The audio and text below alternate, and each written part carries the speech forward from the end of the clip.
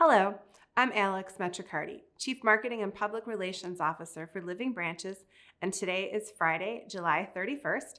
Welcome to another one of our weekly videos. I'm here, of course, with Ed Brubaker, Living Branches President and CEO. Nice to see you. Good to see you, Alex. July 31st. Here we are. Amazing. Well, we have a lot to talk about today, all basically on one topic, which is pandemic guidance. First, let me just start with a summary of where we are with our COVID cases. And we're very pleased to say we continue to have just one person in all of Living Branches who would be considered to have COVID at this point. That person is actually not on campus, but they're still, of course, our resident. So we've been doing testing this week in Parkview, in Oakwood Court, at the Willows, and all of those have come back negative to this point. So we're very pleased with those results. So continue your good work, everyone. We're doing a nice job with keeping it out. And so we've been talking for a while now about we're getting ready, we're getting guidance from the state as far as some changes that we can make to our pandemic guidelines for residents. And so we're getting ready to make some announcements about that. So let's talk about that today and give people some information. And maybe the first thing to understand really when we're talking about all of these regulations is that there are differences between what we have to do in residential living, what we need to do in healthcare, and what we need to do in personal care and memory care because of the different governing bodies that we have. So maybe we could talk a little bit about that. Yeah, that's right. And really the difference is the regulations that are there. And of course, in healthcare, part of the regulations come from the fact that we do get some reimbursement through Medicaid, but also then in personal care, we have a license through the state. And so there are regulations that go along with that. And so in those two areas, those are the ones that are most highly regulated, of course, healthcare being the most highly regulated. And so there's a process that we need to go through. With residential living, some places call it independent living, that we don't have the same requirements, the same regulatory bodies we have to deal with. And so, frankly, many of these people are, as of sound mind, as you and I, assuming we are of sound mind. But the point is, they are independent, they can get around. And so kind of our advice to those levels are different. But it's also because we have a different ethical and fiduciary responsibility in personal care, but frankly, and healthcare, but also frankly, regulatory responsibilities. And so as we're trying to sort through our pandemic guidance, we absolutely have to pay attention to the fact that what we're being told for healthcare may not necessarily be the same thing as we're being told for personal care and memory care. And that's definitely not anything really to do with what's going on in residential living. So That's right. All of that needs to be kept separate. Yep. So let's maybe start with what I would call supportive living, which is memory care, personal care, health care. We're so pleased that the state is now providing us guidance on how we can allow residents to be out of their apartments more, to increase activities again, to start back with communal dining. I know our residents and their families are very tired of being in their apartments all day long. And so this is going to be a huge blessing. Yeah, it will be. And I think it's easy sometimes, and frankly, I do it too, to kind of lambaste the regulations. And frankly, I think there are perhaps too many regulations at times. The challenge is regulations end up dealing with almost the least common denominator. In other words, we're going to follow the regs because that's what we feel we're responsible to do. And if we don't, it's because there are so many, you can't keep track of all of them. The flip side is that if you are unethical, you may find a way to get around regulations no matter what. And so that's the unfortunate thing. Sometimes something happens, and frankly, we as the public say to our lawmakers, make a law against that. So it's our own responsibility at times too. But I think the flip side of that is we need to remember that there are also regulations, they're here for our own good, and we can't just put the bureaucrats and the state and federal governments in the category of trying to make our life more difficult. But really, these are people that are trying to also protect those that we serve. And so I think we just need to remember that too, even as we're filling out the 13 pages of this document. But it's really to try to create some consistency within the nursing homes and personal care facilities. Now, having said that, I'm not going to sit here and say that there's no onerous things that would be nice to be rid of. But I think it's also maybe good to take a flip it to more of a positive approach to say, we're in this together. Let's create a safe environment for our residents. Ultimately, that's what we're trying to do. Well, and my parents live in Michigan, and I will have to say Michigan has a very different feeling about regulation, apparently, than Pennsylvania does.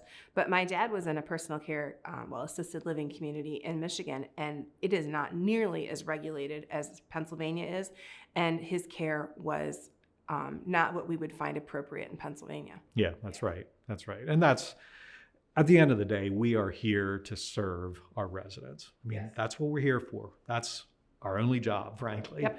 And so the regulations can be onerous, but I also think we need to look at them, and we're trying to create a safe and good place for people to live.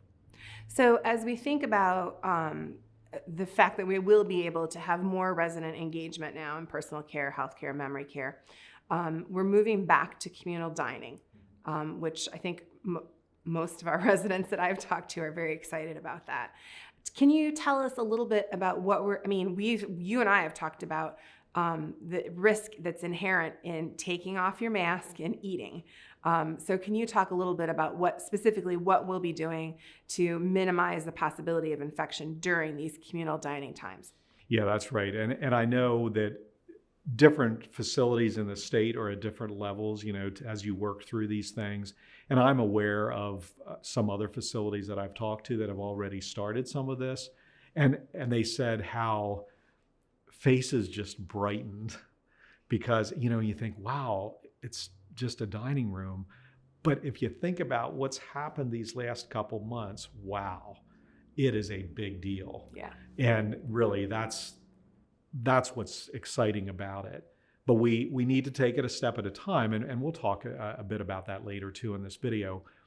But yeah, we need to maintain safe and appropriate distances. So there'll need to be staggered eating times so we can have appropriate social distance. Because at the end of the day, you could argue that dining is, shall we say, one of the more dangerous times of the day because you're taking your mask off, you're eating, there may be droplets coming out of your mouth, etc. And so it is a challenging time from that regard. Having said that, we want to do those precautions, the cleaning in between dining services, the proper distancing in the dining room, all those things to try to make it as safe as possible for our residents and frankly for our staff as well. And so we are doing all those things and going through the requisite paperwork to make sure we can do it appropriately. But it is a big deal for people to be out of their rooms. I mean, it's hard to imagine what they went through, and we're really resilient through the process. They really were, yeah. The other big change then is that, of course, we have some opportunity for increased visitation, which really is what everybody wants to know about. So when we are able to move to our next step in pandemic guidance, visits with family members will be able to be 45 minutes now instead of 20. We'll be able to have an increased number of persons. Children can come back. And the thing that we've worked and struggled perhaps with the hardest is that we'll have an opportunity, if we want to give a hug to our family member again. So maybe talk a little bit about how all of that's going to work. Well, it's going to work very carefully, I guess. But we're putting guidelines in place around this. And so those specifics, I don't think we'll get into all those in the video, but that'll be developed and be communicated over the next week as we're ramping this up and rolling it out. I think the thing I would say, though, is I would observe at times both in myself but also in the wider community It's like when we see green, we say, man, that is step on the gas. It's the Indy 500, I'm going to rip out of this intersection. And to think that it's just smooth sailing from here. And we need to realize that that's not the case because, and I see this too, like 20, okay, you can't have crowds of inside of larger than 25. And people say, well, I guess it's okay to have 25. Well, maybe. But if 2 of those 25 have COVID, that's 23 too many, or whatever you want to say. And so, or 2 too many if the 2 people you're meeting with have COVID. And so it doesn't mean that 25 is just a magical number. It's just saying we believe, and we in the state and feds believe that limits the exposure more. It may or may not be safe if those people have it, but it's safer than 250 or 10,000 at a baseball game or 50,000 or whatever. So we need to be aware that let's not delude ourselves to think that 4 visits for 45 minutes is safe. It's just within the realm of what's being allowed. Because if you're sick, you're still going to be screened for symptoms coming into our facility. And if you have symptoms, you're not coming in, whether you're a staff member or whether you're a visitor. And so it doesn't mean this is a safe thing. It just means this is an appropriate thing. And we think the risk reward is good. But if you're sick, don't come in. Do not come in. And that would be true, frankly, any time. So, but it is really a wonderful opportunity because it has been a long time. It has been a long time. That's probably a good way to segue into the one concept that we absolutely have to get across in this video. And that is that this change in guidance is not permanent. This change in guidance is based on where we are right now with COVID. And so according to the regulations and according to the guidance that we're getting from our regulating bodies, as appropriate, if someone in a particular area develops COVID, this goes back to 0. And so we're going to be in situations where this week we're visiting, we're eating lunch together as residents, we're having bingo again or something like that, and somebody's going to test positive for COVID, and it's all going to go back to where we are now, basically. And then to build ourselves out of that, we have to have basically met all the criteria to say, okay, you're past the infectious stages, and then it's going to be 14 days after that to get to step 2, and then 14 days after that to get to step 3. So we are all going to need to work together and do everything we possibly can to keep COVID out of our communities in order to allow our residents to have the freedom that we want them to have.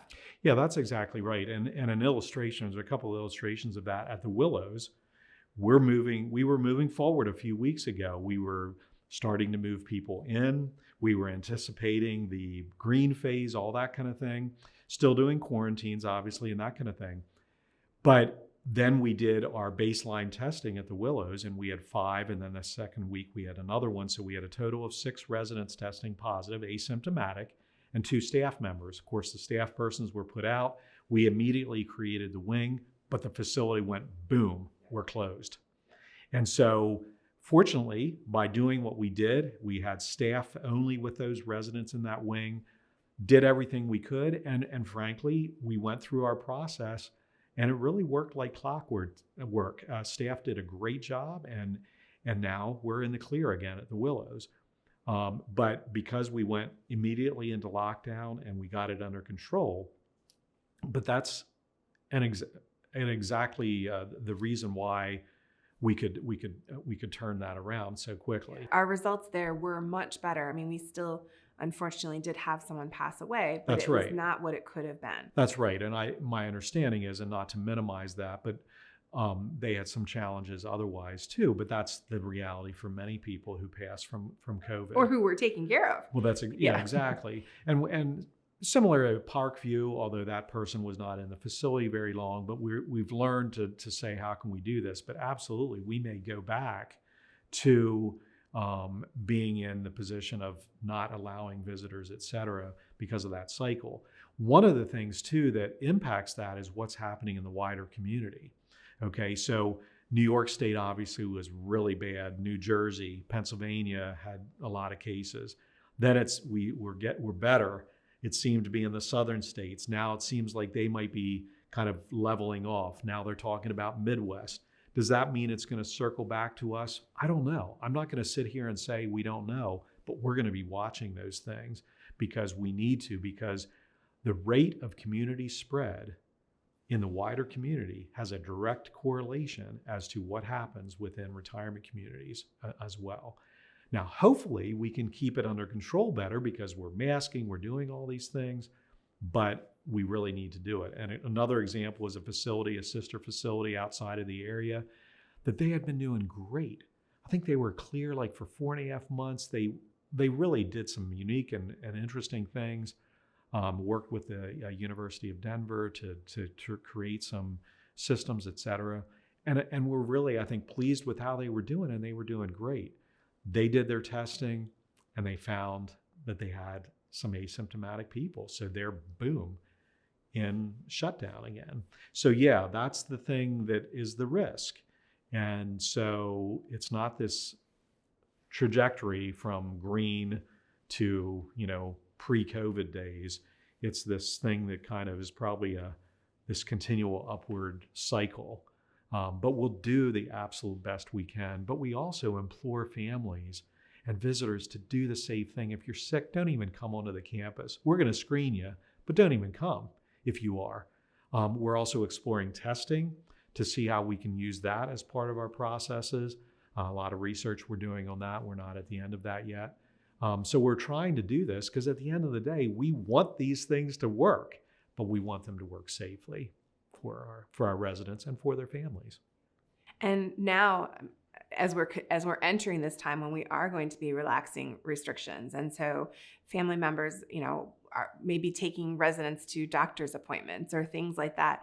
It seems so easy to say, oh, well, let's just swing by and have a meal, and now all of a sudden there's a different level of risk that's entering. So we really will need families to help us follow the guidelines, wear the masks, wash the hands, and do everything we can to help keep people safe.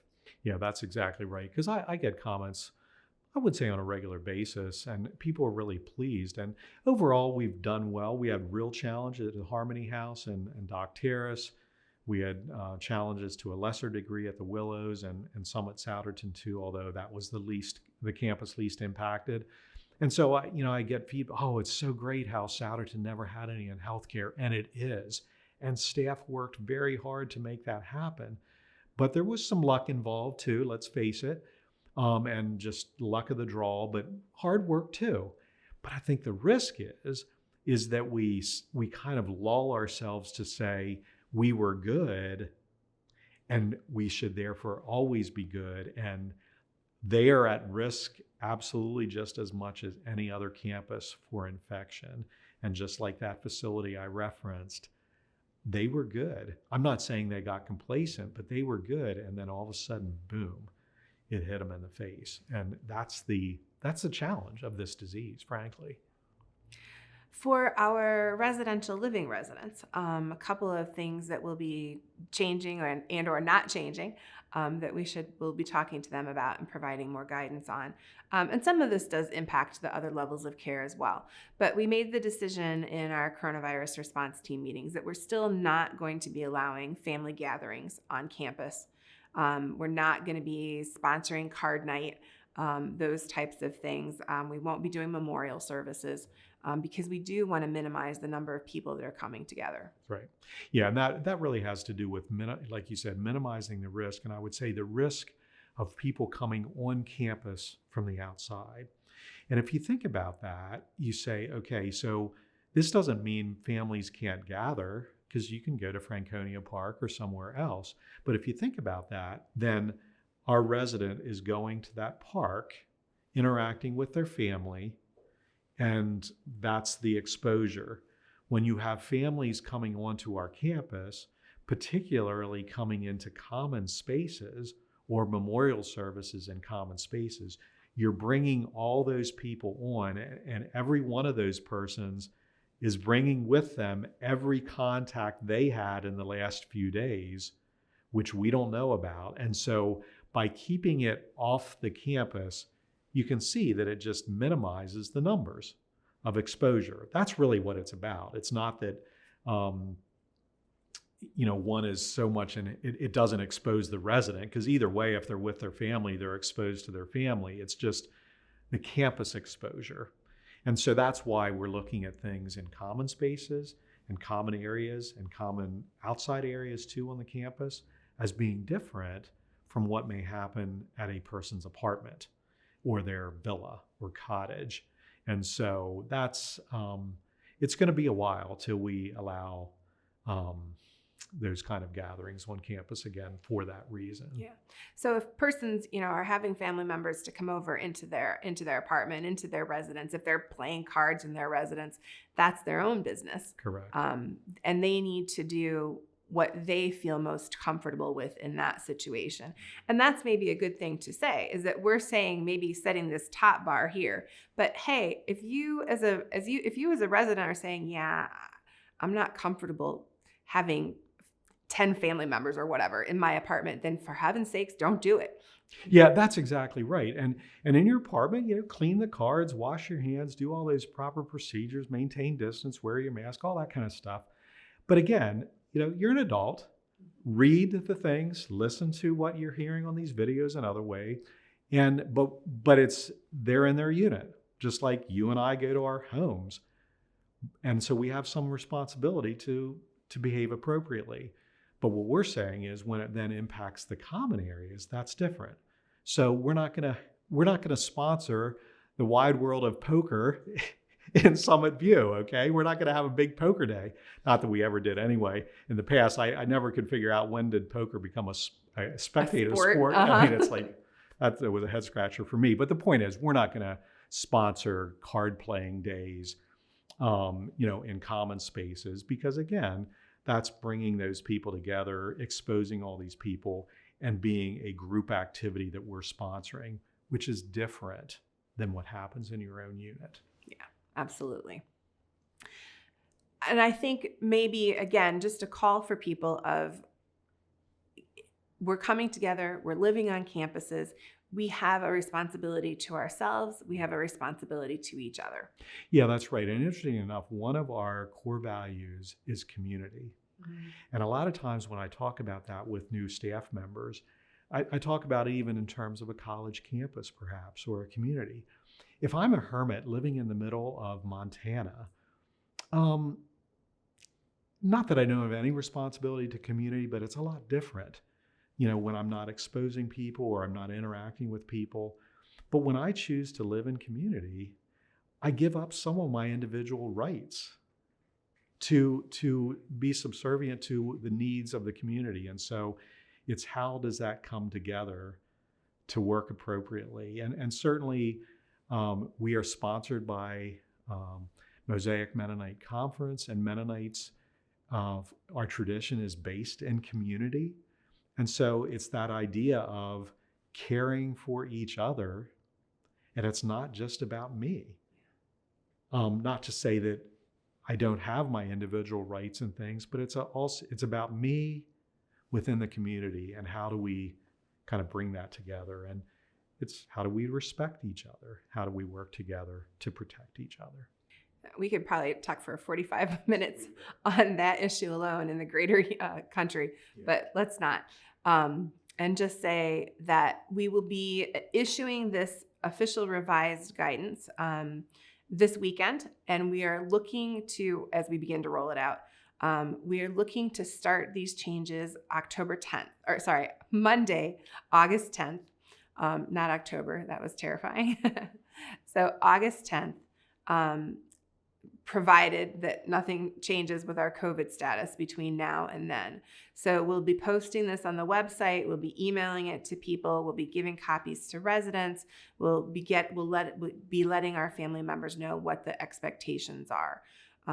in the meantime, if they have questions, certainly you can always email me at coronavirusquestions@livingbranches.org. The website will have a lot of information.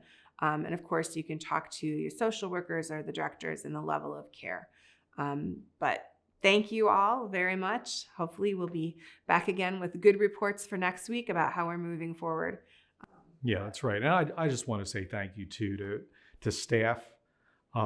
You have worked very hard these last few months. And there's been challenging times, both keeping COVID out, but also when COVID was in. You've been resilient, you've worked hard, you've showed love and care to our residents. So thank you. But also thank you to our residents, your families. This has been a hard time, and we're not out of it either. And so there may be hard times again in the future, but we're really pleased to be at this place. And I just really appreciate your resilience, your support, your encouragement. This really has shown the strength of Living Branches, the strength of our community. And we will together get through this. We are at a good place now, and we want to continue to have that be the place we're at. But I really do want to express my appreciation for your patience and long suffering through this process. And together, we will get to the other side. So thank you very much.